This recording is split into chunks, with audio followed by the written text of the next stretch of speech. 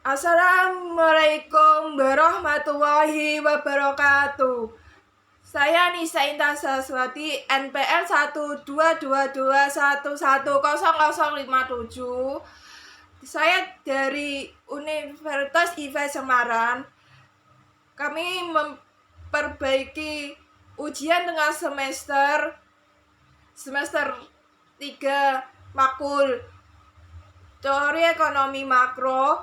Langsung saja pemaparan PPT-nya. Kasus makroekonomi.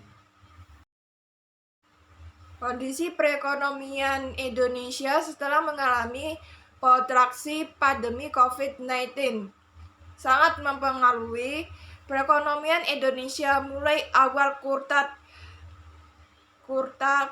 tahun 2020. Hari ini disebabkan adanya peraturan tentang pembatasan sosial berskala besar PSBB, sehingga menimbulkan lockdown kepada beberapa kota bertujuan memutuskan mata rantai penyebaran COVID-19.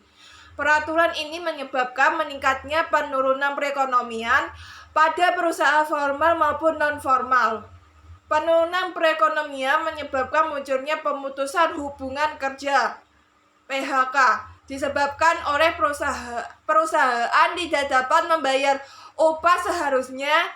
Tidak hanya itu, penurunan ini banyak yang menyebabkan perusahaan memutuskan untuk gulung tikar atau bangkrut. 2. Konsumsi swasta.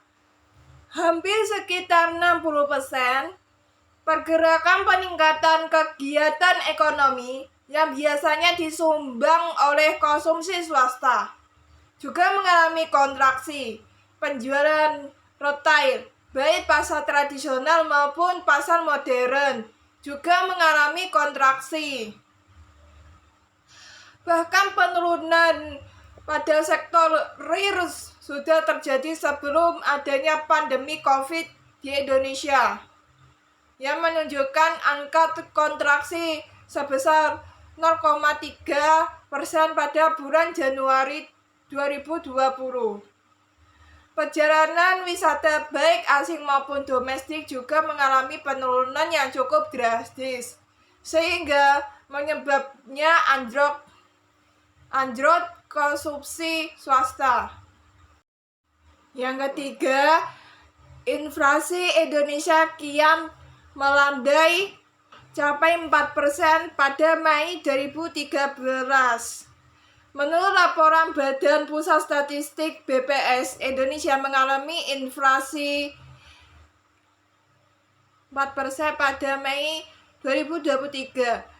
Selanjutnya terus melambaikan sejak Maret 2023 sekaligus menjadi inflasi terendah sejak awal tahun ini. BPS mencatat komoditas yang memiliki andil besar terhadap inflasi tahunan pada Mei 2013 adalah beras, telur, ayam ras, bawang putih, air kemasan, rokok putih, rokok kretek filter, rokok kretek, tarif listrik, sewa rumah, bahkan bahan bakar rumah tangga, kontrak rumah, dan upah asisten rumah tangga. Laju inflasi Mei 2023 juga masih dipengaruhi kenaikan harga angkutan dalam kota, angkutan antar kota, mobil, solar, bensin, biaya akademik atau perguruan tinggi, nasi dengan lauk, dan emas perhiasan. Yang keempat, kebijakan yang ditempuh untuk menstimulasi. Yang pertama, kegiatan perekonomian, total tambahan belanja dan pembiayaan APBN 2020 sebesar 4,051 triliun. Jaringan pengaman sosial yang terdapat dari program Keluarga Harapan, program sembako, kartu prakerja, program padat karya, diskon tarif listrik 450 VA dan 900 VA, insentif perumahan bagi MBR, tunjangan hari raya stabilitas harga atau operasi pasar, penyesuaian anggaran atau KR. Yang kedua, dukungan APBN